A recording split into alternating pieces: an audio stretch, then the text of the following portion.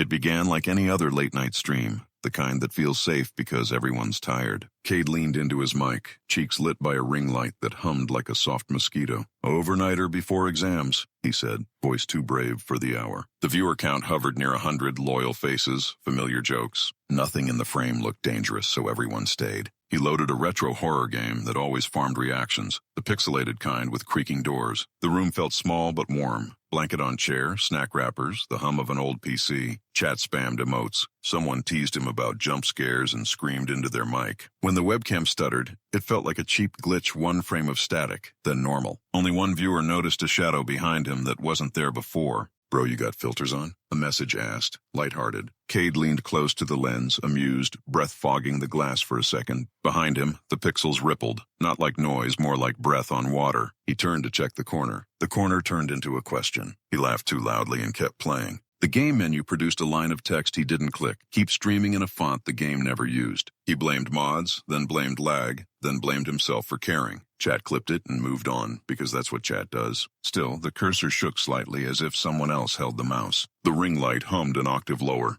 He adjusted the webcam and widened the frame to prove nothing was there. Now the shot included his closet door and a second chair he didn't remember using. "New chair?" someone typed. He shrugged, pretending he'd moved it earlier. The second chair gently rotated a few degrees and stopped. A few viewers rewound, then said nothing. At 2:11 a.m., the autofocus hunted for a face that didn't exist. It clicked, settled, and brightened the shadows like a stage cue. The second chair now faced the desk as if invited. Cade didn't invite anyone. He scratched his cheek and said, "Okay, chat, very funny." The room held its breath like a joke with teeth. The wall clock read 2:43 a.m., a time that belongs to nobody. He glanced at it between deaths in the game, each glance longer than before. After 20 real minutes, the clock still said 2:43 like a dare. "Battery probably," he said, not checking the battery. Chat sent laughing emojis that didn't quite laugh. He took a bathroom break and put up a cheerful BRB screen with lo-fi beats. Except the webcam didn't cut, the BRB overlay floated over a live feed. The second chair pivoted toward the desk, then toward the door, then back. Viewers typed question marks that piled into a silent wall. The music kept smiling. When he returned, water on his face, breath a little high, he froze at the doorway. The second chair pointed straight at him like a finger. He forced a grin and pushed it aside with 2 careful fingers. The chair rolled back an inch after he sat. "Wheels," he said, and wheels don't answer.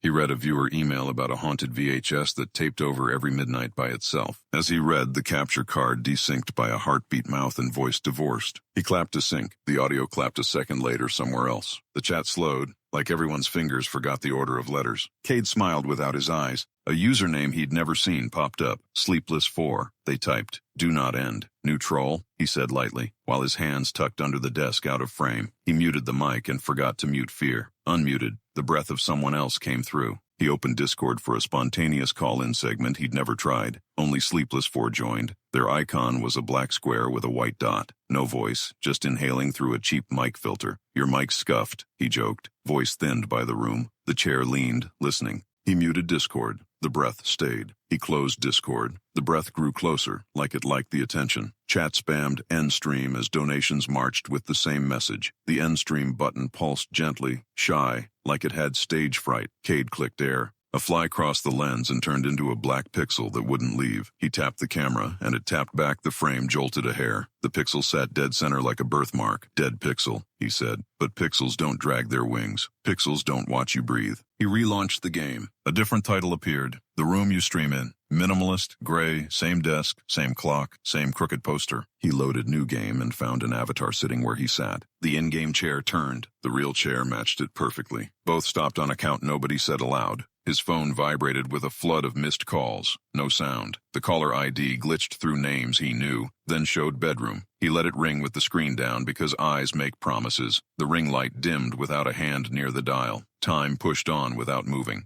Someone in chat posted a clip from last winter. Same room, same smile, same pause. The second chair existed there too, softer like a habit. The wall clock read 2:43 in that clip as well. "Bit," he said. "It's just a bit," and the word bit back. He minimized the clip and a copy stayed open. The air changed texture heavier, like wet paper. The mic caught a strange tearing sound that speakers don't make. Cade's outline double exposed for one frame, sleeping and awake. He blinked out the second version and called it lag. The sleeping version kept breathing. He tried the power strip, toggled it off with a practice swipe. The monitors stayed on, the lamp stayed on, the pixel stayed centered. Old wiring, he said, and the house, insulted, didn't answer. The closet door shifted inward an inch and thought about more. It chose to wait. Donations dried, only chat stayed, stubborn like family. We'll watch if you end it, someone wrote gently, like mercy. The in-game door opened. The real closet clicked in sympathy. He stood and pointed the camera at the gap. The gap breathed. Prove it, a top donor wrote, and funded bravery. Cade stepped to the closet. The carpet swallowed sound. The knob turned twice on its own like a polite knock from inside. He whispered, "This is stupid," and stupid agreed silently. The door didn't open. It waited to be forgiven. He set the camera back and sat between both chairs to show control. His smile pressed against his face like a sticker that lost glue. Autofocus hunted a second face and found a place to rest anyway. The clock reflected in his eye, small and fixed. 2:43 lived there now.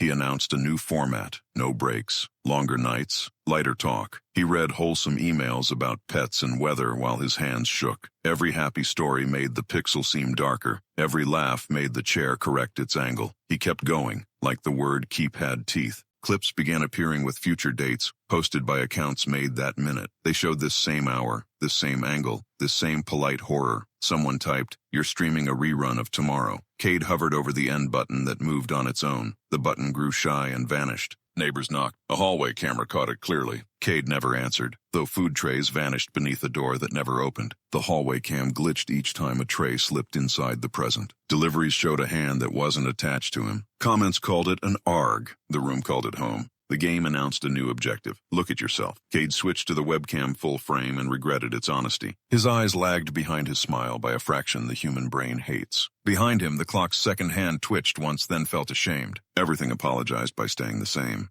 He tried to talk about normal things, coffee brands, sleep routines, easy memes. Each topic slid off the room like water off wax. The chat grew careful, like people do around grief. Someone typed, "We'll watch if you sleep." He nodded like a taut reflex and didn't move. The pixel on the lens finally moved, very slowly downward. It left a thin line of black like ink drawn by a tired hand. When it reached the frame's bottom, the line stayed, a new horizon. The second chair rolled an inch and waited for thanks. Cade whispered, "Okay." He powered the PC down the old way. Long press the button until it surrenders. The monitor blinked to black, then to his webcam feed alone, UI missing. Live without software, live without permission. A tiny live badge glowed in the top corner that no app placed there. He set rules aloud. "We go until morning, then I'm done." Morning did not arrive, but the sentence did. His voice steadied the way bridges do before they break. "Tell me about your towns," he said, and strangers built maps. No map included an exit. He asked for childhood songs. Lullabies spilled into chat like soft ghosts. He hummed along and forgot the last notes on purpose. The chair hummed too, wheels thrumming on nothing. The clock blinked, guilty, and returned to 2:43. He smiled like a tired priest.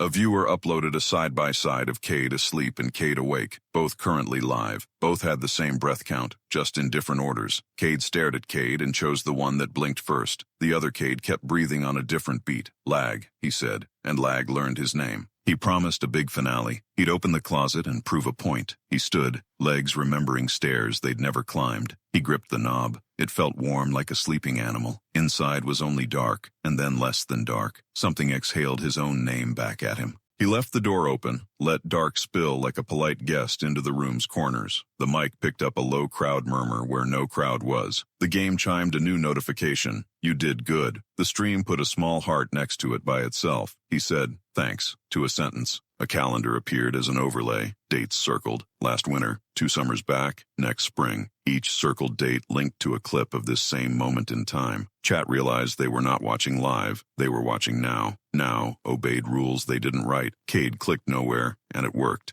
He tried ending softly. "We did the thing. We can rest." The fans in the PC spun down, then remembered they were spinning and continued. The ring light brightened a fraction like dawn performed by a lamp. His face softened, edges less sharp, like art. The second chair aligned perfectly with his. "Tell me a secret," he said, because secrets keep rooms warm. Viewers confessed small crimes of kindness, saved insects, lied to help, stayed for strangers. Someone wrote, "I stayed for you." He read it 3 times and got the order wrong each time. The pixel on the lens climbed back to center like a black moon. His mother texted, "Answer me, and then please," and then the phone showed seen. He never opened the messages. Opening things has a cost. He placed the phone face down, screen light bleeding out like a small tide. The room settled into a breath they learned together. 2 chairs, 1 time, 0 exits. A soft, wrong daylight painted the curtain edges for half a second. It vanished when he looked directly at it, like shy weather. The stream clock flashed, "Live," where duration usually sits. He laughed once because jokes are bridges. The laugh didn't reach the other side.